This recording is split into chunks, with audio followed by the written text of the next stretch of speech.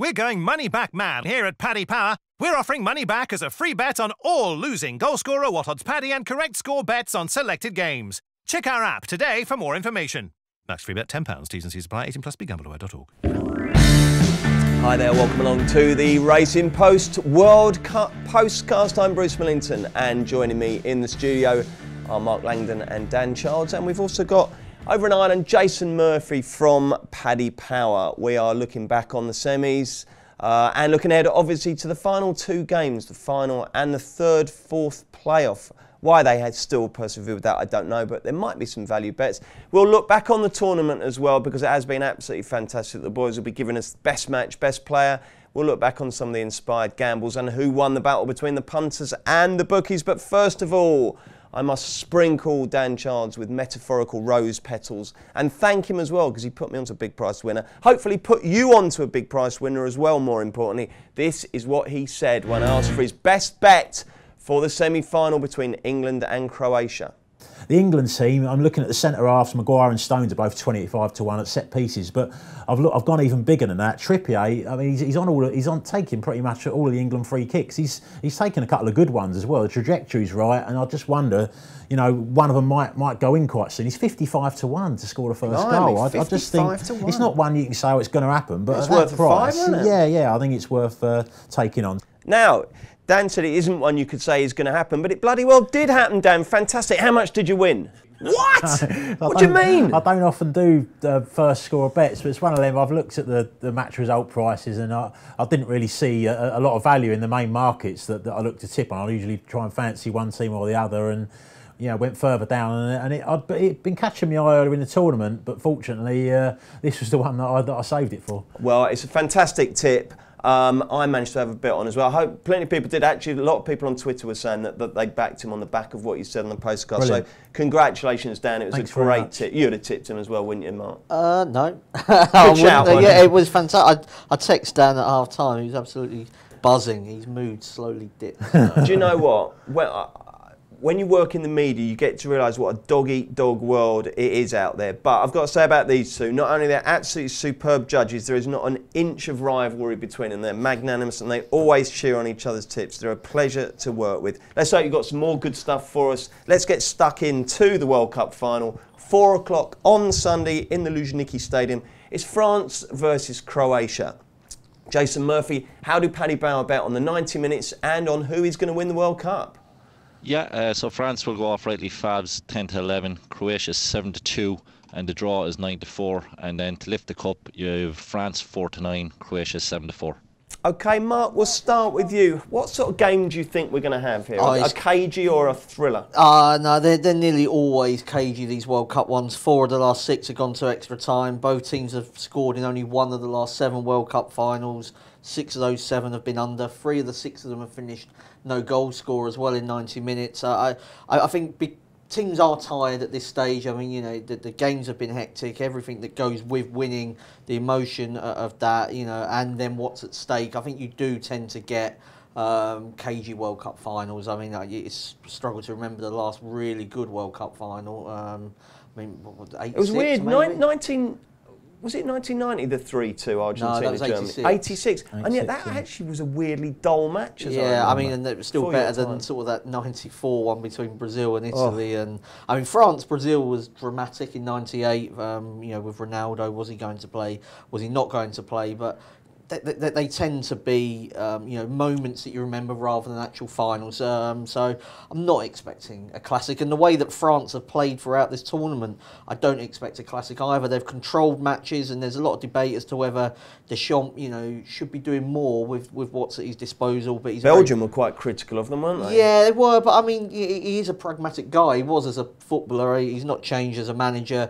And I'd like to see them be more expressive. I think they've got the ability maybe to go down like how we talk about the Dutch teams in the past, and maybe even the Spanish one, but I don't think he's got any interest in sort of, winning those kinds of accolades. He just wants to win trophies. He wants to win trophies, not friends. Yeah, exactly. Okay, so Mark, where will you be putting your shekels? Yeah, I mean, I thought France, they were 4 to 6 after they beat Belgium in the semi-final, and I was struggling to work out like, what prize were they going to be if England went through? Because I think they would have been absolute max bet at sort of, I don't know, 8-11 or something like that. I think France will win. In all what I've spoken about there, maybe France to win to 0 if you're looking for a bit more value. I think they've been excellent defensively. You know, Lloris in goal. They're playing with 4 very defence-minded defenders with Pavard and Hernandez, who, you know, could be centre-halves really, alongside them, Titi and Varane, and then Kante in front of them. And then they're looking, you know, to the pace and of Mbappe, and then the bits of moments from Griezmann that he's been delivering from set pieces. And I think Croatia have, you know, they've had their time, and it's time to go for them. Do you remember that first game, France-Australia, and Lawrenson spent the whole of the game wrecking Pavard, didn't he? Yeah. I mean, I think on one of my WhatsApp groups, he's now referred to as Puvard after the back of what Lawrenson was saying after that first game. But I mean, he's now been linked with Man City and Bayern Munich, so unbelievable. So you are going to go for a tight game in which France will win to 0. Yeah, because I think once they go 1-0 up, I think they'll just look to shut the game out like they did. I mean, against Belgium, the way they shut the game out last half an hour was really impressive. Varane. Varane, I've got him down as sort of one of the players of the tournament. I thought he was brilliant. Kante as well. And I don't think Croatia will get the same kind of space that they did against England. That's for sure. Thank you, Mark. Dan Childs, what's your World Cup final verdict? No, I'm going to play it straight down the line here as well. France to win in 90 minutes. I think it's shade of odds on. Is, you know, under the circumstances. It's the 4th game in 15 days for Croatia. In the previous 3, as we know, have all gone to extra time. That is, whoever you are, I know they finished the game strong against England and look strong, but I think that's probably more the case of England wilting as well under the circumstances. I do think that the midfield 3 that they've played with in most of the games, with Brozovic coming in, suits them better, and it did so against England. And we saw a little more from Rakitic last night, saw a bit more from Rakitic. I mean, as the game went on, they absolutely dominated the midfield and were worthy winners on the night. They have had more possession in 5 of their 6 matches. France have only had more possession in 3 of 6 against Australia, Denmark and Uruguay, who were teams that sat back. So I think Croatia may have more of the ball again, but as we saw when Belgium played France, having more of the ball doesn't necessarily mean you're gonna win the game. What France did against Belgium is they were much better, I thought, without the ball. Belgium, with all the class players they've got, De Bruyne, Hazard, they can pick holes for you, but France defended really, really well. Kante doing his usual job. Varane, as Mark mentioned, was superb as well. And the fullbacks defensively are pretty strong as well. They tuck in and make it really difficult to play through. So no, I just think France will win the game. Croatia, if you fancy them, maybe an interesting one would be to back them to win on penalties, because the goalkeeper has looked at a real ace penalty saver, and I think he may be a better penalty saver than Lloris in a shootout. So if you fancy them, maybe that's an exciting route to go down. But no, France to win in 90 for me. Jolly good. Jason, you were obviously sitting watching it over in Ireland with a very dispassionate the 2 semis. Did you see a big quality gap between the first semi-final and the second one? Yeah, I think there was a quality gap. I think Belgium started very well against France, but the way France set up under the Champs, they gave nothing away, and it's not great to look at, but they are getting the job done. You can't argue with the results that they're getting. I thought Croatia were spooked by the early goal for England, and it's like watching Ireland in the first half. I mean, Rakitic put 2 balls out over the sideline for throw-ins, like he probably hasn't done that in 4 or 5 years. But Croatia got their act together in the second half, and I thought the quality showed in the end there for Croatia. But I still think France are probably just a step above them. For the final on Sunday, again, as just echo what the boys said, they are tight affairs, these finals. The last 2 finals have gone to extra time, with the Fabs nicking it 1-0 in the end. I don't think Croatia will be tired. I think it's a World Cup final, like adrenaline has to get you through. But France just have that extra bit of quality on the bench to come through. So if it's tight late on, I can see France nicking it, winning it to 0, as the boy said, or even France to win 1-0 at 9-2, or France to take it in extra time at 15-2 could be a bet. I think Lovren and Vida struggled against Sterling last night. I think it's going to be interesting to see what Mbappe does going up against them. If you're looking for goal scorers, Giroud has had 13 shots in the tournament so far, but he's had 0 on target. For me, I think Griezmann is always a bet. He's been quality since the start of the year with Atletico Madrid. He scored plenty of goals in the last Euros, scored the winner in the Europa League final as well. In this tournament, only Harry Kane has been involved in more goals. Griezmann scored 3, he's assisted 2. and he's been involved in 20 goals in his last 20 games for France, scoring 12 goals in 8 assists. So I can tell you now, for first goal scorer, Griezmann at 9-2 is a bet. He's on penalties, he's on direct free kicks, hit the crossbar against Argentina. So have a look at any time, have a look at Griezmann man the match markets when they come out, or even Griezmann outside the box. If you're getting 16 to 20 to 1 on that, given that he's playing that bit of a deeper role. He had a few shots against Belgium outside the box as well. So I think Griezmann to have a big game, France to win a tight game. That's the way I'd be looking. And just on that, I mean, Dan mentioned about Subasic saving penalties. He's looked very susceptible, actually, to shots outside the box. You remember he was blamed in some parts for the Cheryshev goal that Russia scored. I don't think his positioning was great. Not sure he would have saved it. And even the free kick last night, I mean, some goalkeepers would have set things up differently for that. You know, as soon as Trippier gets it over the wall was on the wrong side. Yeah, Hoddle said that before it had actually been taken, that he thought the wall was on the wrong side. I mean, I think it's just how goalkeepers prefer it, but he certainly has looked a bit dodgy from sort of the long-range effort, so that might be another little tick in Griezmann's box. That will be one of those tips that I remember when Griezmann just smashed one in from 30 yards. We go, oh, Jason said that on the bloody postcast. OK, chaps, so Mark is going for a narrow France win to 0. Dan's going for a neat France win in 90 minutes, and Jason is also echoing the 1-0 France. Thank you very much, chaps. That's the World Cup final. We'll do the third, fourth place playoff next. We're going money back mad here at Paddy Power. We're offering money back as a free bet on all losing goal scorer, what odds Paddy, and correct score bets on selected games. Check our app today for more information. Max free bet £10. T's and C's apply. 18 plus. BeGambleAware.org. Welcome back. Let's look at the most annoying, stupid, unnecessary game of the whole World Cup. It's the third, fourth playoff. No idea why they persevere with it. Everyone just wants to get back home, be with their loved ones, but they've got to go through the rigmarole of another game. It takes place in St. Petersburg at 3 p.m. on Saturday. It's England reserves against Belgium reserves for the second time in the tournament, or at least that's what I'm presuming it is. Dan, will they rest a few people, give everyone a chance, or is there still a bit to play for? I think the question mark is more on the Belgian team with Romelu Lukaku. He's 2 goals behind Harry Kane in the race for the Golden Boot. I mean, you could argue that the Golden Boot is kind of more high profile and is remembered a lot more who wins it. Well, more than you could argue it is than winning the third and fourth place playoff. So will Martinez give him the chance to go and get close to Kane there? I think, by and large, I think it will be England reserves against Belgium reserves. And I'm going to go for the draw here. The first game, I mean, Belgium were slightly better and just about deserved to win. But you have to remember, before the game, England went off as marginal favourites. And I'm looking at the betting now here, and Belgium are only a shade of odds against to win the match.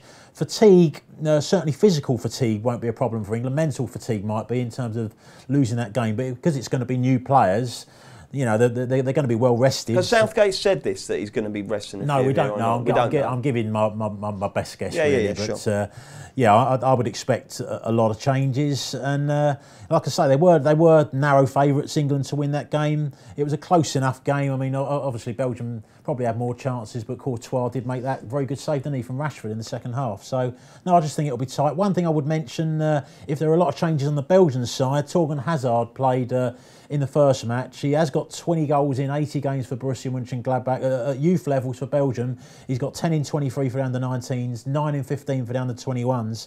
He's 9-2 to score any time. I just thought that looked a decent. So that's bet the bet, is it, for you? No, the bet. My best bet for the game is a draw. Oh, okay. Which is, I think, 13-5 a draw. But Torgan Hazard one to think about as well. Mark, Dan mentions that no one remembers third, fourth. He's absolutely right there. The only one I can ever remember is the one in Italy, England versus whoever it was. And I can't even remember that very well. So, is there any sort of trend that we can look at here? No, I don't think there is. Are they high scoring? Yeah, I mean, they have tended. I mean, Holland beat Brazil, didn't they, 4 years ago? I've no idea.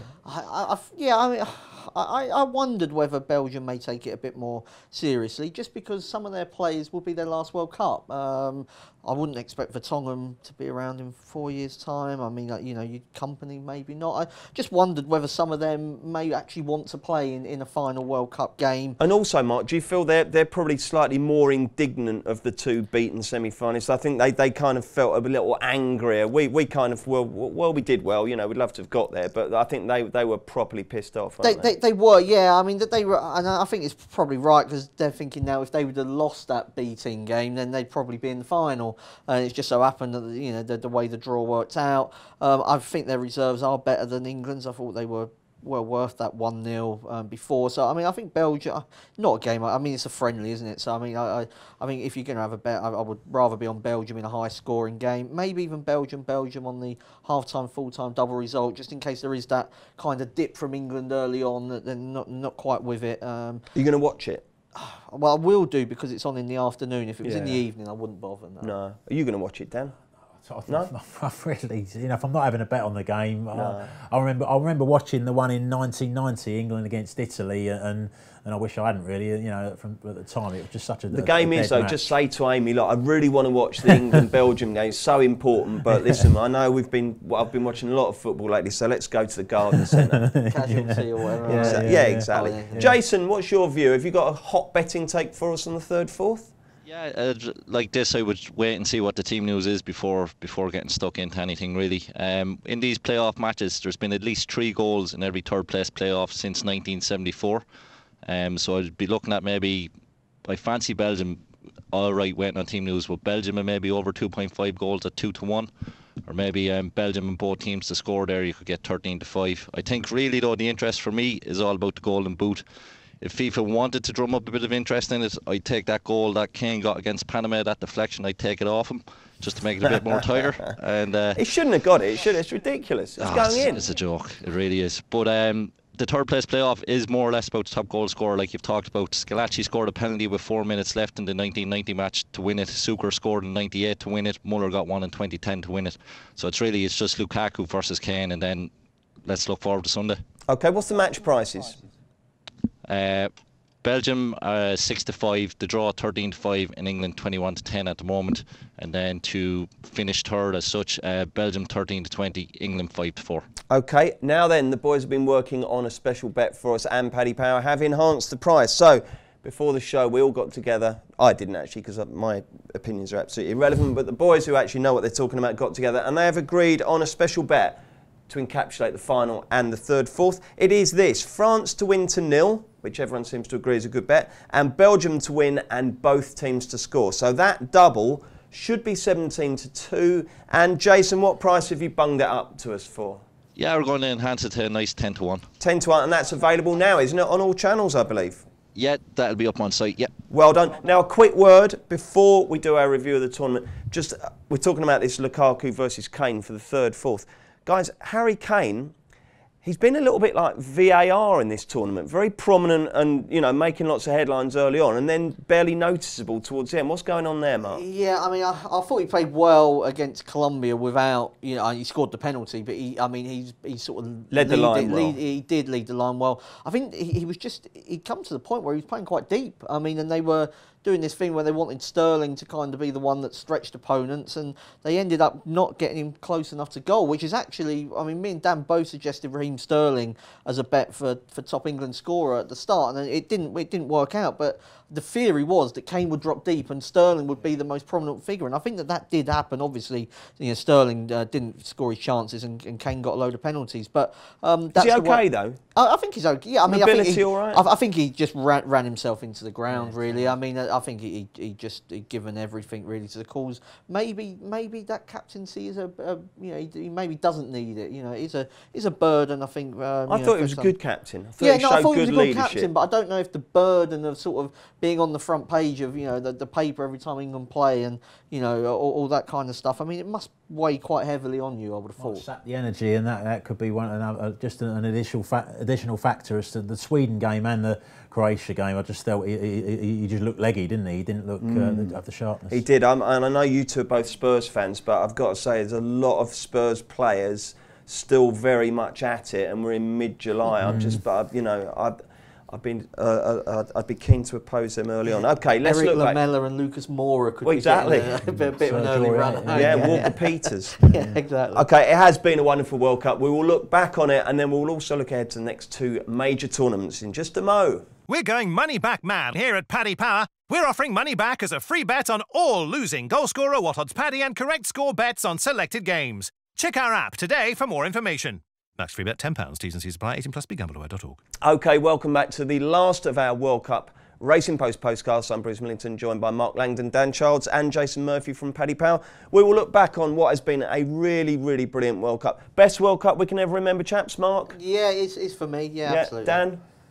Quality-wise, yeah, I'm still going to remember 1990 a bit more, I think, just from an England perspective, that they did get knocked out in that occasion. I thought they matched a really, really good team. And I think they would have won the final then if they'd have got there. Argentina weren't great. This time, I don't think they would have beaten France if they'd have got through anyway. Jason, have you rated this right up there with all the World Cups in your lifetime? Absolutely. It's like that joke going around, the father and son sitting down, and the son says, "Dad, why is my sister called Rose?" And the father says, "It's because your mother absolutely fell in love with roses." And then the son says, "Well, what about me, Dad?" "Well, that's a great story, FIFA World Cup 2018. Yeah, best I can remember. I loved France 98, but yeah. It's been brilliant, hasn't it? OK, let's go through a few bests. Best match, Mark Langdon. I've got 3 written down because it's been so brilliant. But I'm going to come to you last then, because if otherwise, if anyone goes right, Dan Childs. Probably your best match as well, Belgium against Brazil. I just thought it was a fantastic match. Both teams going at each other. De Bruyne's goal was one of the goals of the tournament, and Brazil, it was a great fight back towards the end as well. And they're probably a little bit unlucky in the end, but just 2 heavyweights going at each other, both attacking each other. Brilliant match. Jason, what's yours? Honourable mentions to Belgium, Japan and France, Argentina, but for me, Spain, Portugal on the Friday night. That's when it really all kicked off, and it hasn't looked back since. Just that Ronaldo moment, like he's pulling up the shorts. He's had 50 free kicks in knockout or in big competitions for Portugal, never scored a free kick. You're thinking this is going, God only knows where it's going, and then he absolutely pings it in the top corner. I mean, it's just a great game. Nacho's goal as well was quality in it. Definitely Spain, Portugal. It was a great game, but I also think it's one of the travesties. I think Spain absolutely trounced them in that. Mark, what have you got left? Well, yeah, I'll do. What was the top 3? Spain, Portugal, Belgium, Brazil, and I've put France, Argentina. That was the most fun game for me, for loads of different reasons. I mean, you had the Di Maria goal, the Mbappe run that set up the penalty, then Mbappe's goals, and it was just top. I just sent a message to someone that said the only way this game can get any better is if Aguero comes on and Nick's top Argentinian scorer, and then like in the 94th minute he converted that for a 7-1 winner. So yeah, that war, I just thought it was so fun. So unlike France, and we spoke about France quite a lot. Just quickly, the one time they've had to actually put their foot down, they did in that game. You know, when they were behind, 15 minutes later they'd won the game. So I think there's a lot more to come. I will chuck Germany, Sweden in as well. I thought that was absolutely superb. Had everything. Best player of the tournament, Jason Murphy. I think Luka Modric is in with a great shout of actually getting it. Mbappe, that little flick to put Giroud in the other night was unbelievable. But I think Griezmann has been really impressive playing in that deeper role. He's just picking the ball up, keeping the passes going, stitching it all together. I think whoever has the bigger game on Sunday should get best player of the tournament. Okay. Mark, player of the tournament for you? I think it's Varane. I think France defensively have been excellent apart from that game against Argentina, and even then, I mean, the goals they conceded, there was one amazing goal, one fluke, and then another one that was sort of a consolation. I think Varane has just been brilliant, and the way he marshalled Lukaku in the semi-final just really stood out. And you know, Luis Suarez didn't do anything in that quarter-final, did he either? So I think Varane has really stepped up. Are you slightly worried, by the way, Mark, because one of your best tips of the World Cup was Mbappe at 40s for the Golden Ball, but you did make the point at the time that players wearing Adidas boots tend to do well. He's got Nikes on, hasn't he? Yeah, he has. I mean, most of the Adidas, nearly all of the Adidas ones are already gone home. So I think in terms of Adidas, it's Pogba and Kante are the 2. But I mean, I think even though I tipped Mbappe, I feel like Modric sort of deserves something from this World Cup, and I don't think he's getting the outright trophy. So maybe he deserves it. Because unlikely to go to a centre half. I just think Varane has been the best player. And Dan? Luka Modric, for me, he's been by far the outstanding player for a small country. I mean, to get into their first ever World Cup final is just a massive thing for Croatia in itself. I mean, you go through the tournament, the game against Argentina, scored a brilliant goal in that match, had a great game. And even some of the games where Croatia didn't play so well in the knockout games, he was still standing out. Thinking about the Denmark game, he was still standing out as their best player. The one player that was really making them tick against England as well last night. I just thought he ran the midfield for large periods of the game, and you know, if they go on to win it, it will be in large part down to him. Take something special as well to miss a penalty that late in extra time against Denmark and step back up and then score in the shootout. I mean, I wouldn't fancy doing that. You're both Spurs fans. How long did it take you to fall in love with him when he joined Spurs? No, I had the Croatia shirt when he signed. Still, I absolutely loved him from that Euros before. Yeah, I mean he's. Heart of a lion, sort of finesse of a ballet dancer. Beautiful player. Amazing. Who's been the best manager, Mark Langdon? I've gone for Oscar Tabarez of Uruguay. I mean, because he was in charge of them in 1990, and he's been away, but to still be there, you know, he's got a walking stick these days. But I thought the way he changed Uruguay's team, with it, that they started off, it wasn't functioning at all, and then he moved to a diamond, and when he moved to the diamond, it worked really well. And he was unlucky that Cavani got injured for that quarter final. And they were in the hard part of the draw. You know, could easily got to the final. Yeah, exactly. It's another one of those where if they actually don't beat Russia, maybe they're in the final. I thought he did really well. Okay, Dan. I'm going to go for Deschamps, actually. He's had a hell of a lot of stick, especially from the French media and French supporters. But at the end of the day, he's stuck to his guns, and tactically, I think in the big games, he's got it right. And you know, when I look at they don't have much of the ball a lot of the time, but they do defend so well, and they are a threat on the break. And I also look at individual players. I look at Pogba, how hard he's working for that team. Caught my eye against Belgium, and Griezmann as well. When Belgium are trying to build a bit of possession and build it up from the back, how hard these players are working. That, especially in Pogba's case, it don't always work that hard. It's such a quiet season, not working for Mourinho. Yeah. but you know, part of it, they do seem. Obviously, it's a World Cup, but. No, I think he has got it tactically right in a way. I know their football might not be, you know, that easy on the eye, but I do think they're going to go on and win it. I saw somebody say that the difference is that was a World Cup semi-final. You know, you shouldn't be asked to be doing that against Brighton at home. Sort of, you know, you should get a bit more licence. So, yeah, I mean, fair enough. Something in that. Jason, coach of the tournament for you? Two shout-outs. I think Carlos Queiroz with Iran, they were very unlucky not to get out of the group at the end. If they stuck that last chance in, they would have won the group. Taremi, the little winger, 4 minutes of injury time, and even the goal Portugal scored, Quaresma was, again, what a great goal that was too. So Iran, they were unlucky, but I think Dalic, given that, you know, he only got the job at the end of qualifying, they had to get a result in the Ukraine, which they did, came through the playoff against Greece, and he's got them through to the final. Like, I think, you know, he definitely has to be in with a shout at best manager of the tournament. I will speak up for a guy in a waistcoat who guided a fairly limited team to the semis with a bit of luck along the way, but with a lot of dignity. He's made the nation fall back in love with the national team.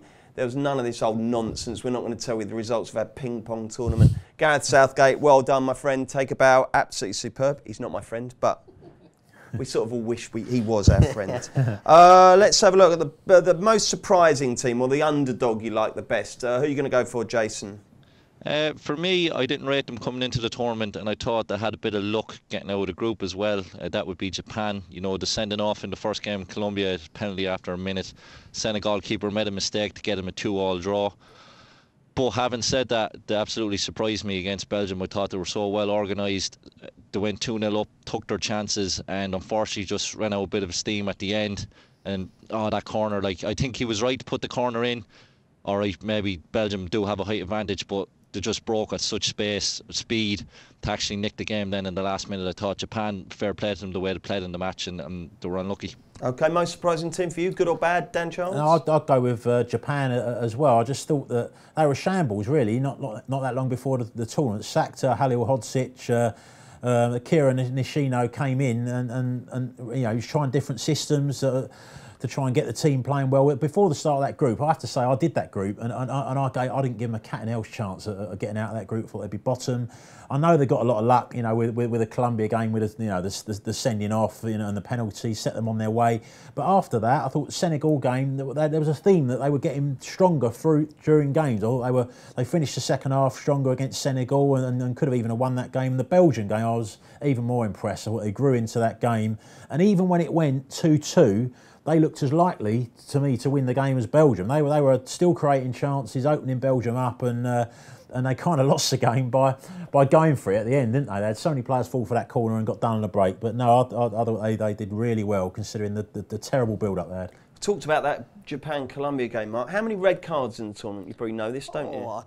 3? 4. 4, okay. Incredible. Yeah, I think the spread was about 12 before. Refs have been very lenient. Very, very lenient, particularly with on the yellows. Professional fouls around about the halfway line with people breaking up counter-attacks. Most surprising team, Mark? I'll go for Russia. I mean, obviously, every time there's a World Cup anywhere, it's always going to be the worst World Cup for a variety of reasons. And, you know, this one, from all you hear reports back, it's been great. So on and off the pitch, I think Russia have done a good job in hosting it. And, you know, they did the country proud on the pitch as well. I mean, you know, they wasn't always the prettiest to reach the quarterfinals, but they set the tournament off with that 5-0 against Saudi Arabia. Nobody else thumped Saudi Arabia like that. I thought Golovin and people, you know, he was really good. Djouba came in, sort of throwback, sort of 1980s style striker. Yeah, that they were good. Just a very quick mention as well for Belgium and Roberto Martinez, because I thought that they would get done tactically and they didn't, and he kept changing it, and I thought most of his tactical changes worked really well. Dembele wasn't such a hit, was it? No, but he'd run out of options virtually. Yeah, I mean, I didn't think the shape wasn't wrong. No, I mean, and it was just the performance. It looked a confusing sort of shape. I texted you. I was like, "What's going on?" I got that Courtois was in goal, but the rest was a bit of a mystery. Yeah, but most of the stuff he did, Lukaku out wide. I mean, that surprised me that he did so well. I'm going to go for next up, best goal, because there were lots to choose from. It was absolutely brilliant, wasn't it? Jason, you can go first. Just for quality of his striking, watching it from any angle, the bend on the ball, Pavard against Argentina, I think was just. I thought Nacho's against Spain against Portugal wouldn't be beaten, but it was an identical goal, but 10 times better. It was astonishing, wasn't it? Absolutely brilliant. That's mine as well, Mark. I'm going to go for Tony Kroos, his free kick. I mean, I still don't know how he found the angle to put that in. It looks. I know they went out, but at the time that felt like such a massive goal, didn't it? Yeah. And what about that poor sod who backed to Kroos to? He had like the final leg of a multi-bet was to score outside the box, wasn't it? They took a short free kick inside. That was unbelievable. And Dan, I'll go for that Mbappe counter-attacking goal against Argentina. I mean, that was just such a slick move. Everything had to be right. Great finish at the end of it. Yeah, there's been some real crackers. It's been absolutely superb. Jason, who has won the battle between the punters and the bookmakers? Obviously, the last domestic season, the bookmakers won by an embarrassing distance. I know you never like to tell the truth, the whole truth and nothing but the truth in these situations, Jason, but I think the bookies won this, haven't they? Last night was a massive result. Like, we would have been quite nervous for numerous reasons if England had got through to the final on Sunday. But having said that, you know, when you are placing a bet, you just want to get a bit of a run out of it. I was on Uruguay myself, 25s, but you know, they were unlucky to go against France. But anyone that backed England can't have any complaints. Like, they've definitely had a good time and they've definitely got value out of their bet. But you did win. We've done all right anyways. Yeah. They've cleaned up. Mark, what would you have done differently? What would you love to have known beforehand that you didn't know?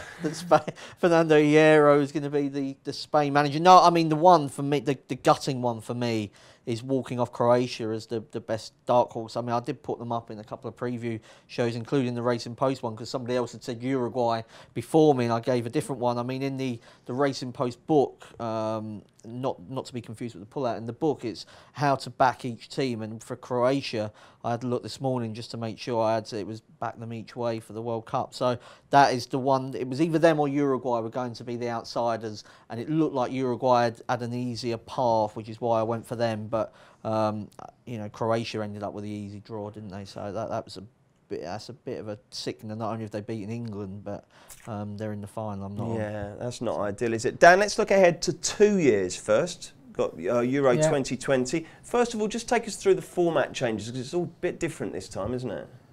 Well, just in terms of venues. Oh, the venues. Well, England, that look like it's being played all over Europe. Yeah, isn't it? It is. But from an English point of view, it looks like most of the games would actually be at home, which would give England, you would think, a decent chance. So I think one game, maybe not in England, but they could have a run of mainly the home final matches. and the semis are at Wembley, aren't they? Yeah, and they've also picked up some group games. So Dan, just looking at England, I think they're around about 10-1 you can get for the Euros.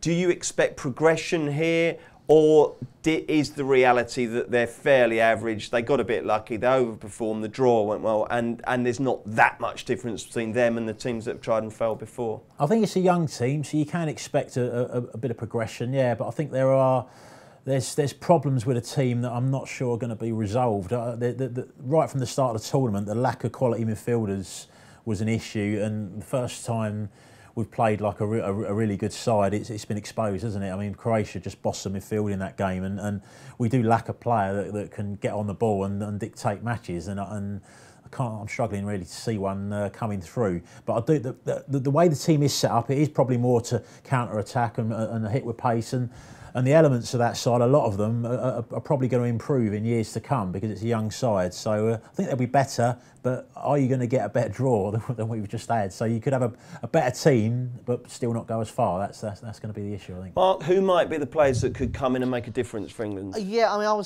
when Dan was sort of mentioning that sort of midfield player that can get on the ball. Cook at Bournemouth might be one. He's done well for the England youth teams. I mean, Winks was in some of the qualification.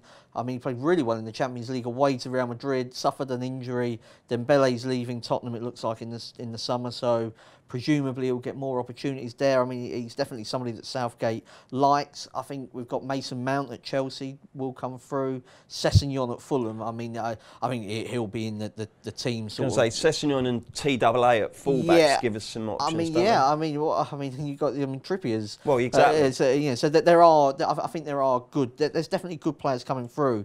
But then you look at France. I mean, there's really good players coming through from there. That kid Mbappe. He's 19. He might be ready in 2 years. Yeah, none of that team is old. I mean, apart from Giroud. I mean, and they've got a conveyor belt off the bench just ready to come through. And you have a look. I mean, they reached the World Cup final in '98. They reached the World Cup final in 2006. They've reached Euro finals a couple, in recent times. They're in this final. I think they'll be a difficult team to beat in 2 years' time. I thought it was very interesting. Gary Neville said after Euro '96, they felt like that would be the start of something, and actually it was the end. Because they didn't get that opportunity again, and you never ever know when it's going to come around again. It could, it may never happen. Absolutely. Jason, I'm going to ask you this. Give me the Euro 2020 winners, and then give me the winners of the 2022 World Cup. Ooh, that's a good question. Nice and simple. Yeah, thanks very much. For me, look, you'd have to say France, it's looking like they'll be going into the Euros as world champions. You have Mbappe, Griezmann, Varane, Umtiti at the back. Like, they just have quality throughout. Since they won the World Cup in '98, like, they have, they've gotten to another final there in 2006, the World Cup. They're in another final now again. They've been good in the Euros, unlucky to lose against Portugal. So for me, it's hard, to look outside France winning Euro 2020. Looking ahead to 2022, again, it's a fair bit down the road. Your Ronaldos and Messis are probably going to be in nursing homes at that stage. I think England have a lot to be optimistic about. Sound like Al Pacino here, but there was a game of inches last night. Perisic did so well to get the goal. I think John Stones, when Perisic goes up to win the header, he's in a good position, but he's just an inch too slow to react when Mandzukic is in. These are little differences between getting to a final or not. But the big thing is you've got that penalty shootout monkey off your back. This team has a good experience. A lot of these players are going to be going to that 2022 World Cup. And like I said, the underage success England are having recently, they can look forward to doing well over there. So again, we'll see. It's 4 years, a long time away, but can't wait for it either. We will dig that piece of footage out in 4 years' time, Jason, when England win the World Cup in Qatar, and say what a judge that guy was. You'll be a multi-millionaire by then. Mark, what are your two teams? 2020 winner, 2022 winner. Yeah, I mean, I would say France for Euro 2020 would be my certainly favourites at this point. In terms of 22, I agree. I think England have got the best young players in the world. I mean, and there's no embarrassment in saying that. I don't think, if you win the under-20 and under-17 World Cup, I think you absolutely deserve that. Someone like Jadon Sancho at Dortmund, didn't mention him as somebody that's, he'll definitely be a superstar as well. So I think England would be one. I would also say Germany. I mean, you look at the fact that their B team won the Confederations Cup. Their sort of then C team won the European Under-21 Championship. Okay, it didn't work out for them now. I think by the time we get to the next World Cup, they'll be on for a cycle. Okay, and Dan? I'll go with France definitely in 2 years' time. I just think they're going to be stronger still. they're going to have a good chance in the World Cup in 4 years' time as well. Let's be honest. How many of their players in the team are actually going to be over the top? In 4 years' time. I mean, a lot of them, if anything, will be better. So, well, they probably may need a new goalkeeper by then. But he'll be 35, 36 by then. So goalkeepers, do go on forever. Go on forever. So. No, I think, and I'll second with Germany as well, because they have got a lot of ability. I think they just. It's an easy thing to say and a bit of a caricature about arrogance, but I do think they did get a little bit arrogant after the World Cup and the way they were playing. There was too much. There wasn't enough focus on defence. They were playing matches and there was no protection really for the defence. And I just think if they get a bit more humble again, they have got the talent there. I mean, they could even go close in 2 years' time. The ability's there. Lovely stuff. OK, that wraps up our World Cup Postcast. It's been fantastic. Thanks to Mark and Dan. You've been a pleasure to have on throughout the tournament. Jason, you and your pals over in Paddy Power have been fantastic as well. Thanks for all your wisdom and your winners. I hope you enjoyed them. I hope you've enjoyed the World Cup. I hope, unlike me, you didn't lose too much money backing Belgium. Never mind, we're back in a few weeks for the start of the domestic season. So back every Thursday with Racing Post football postcasts. Then we've also got, excitingly, new weekly golf postcasts. They start next week when Steve Palmer and I will be looking ahead to the British Open.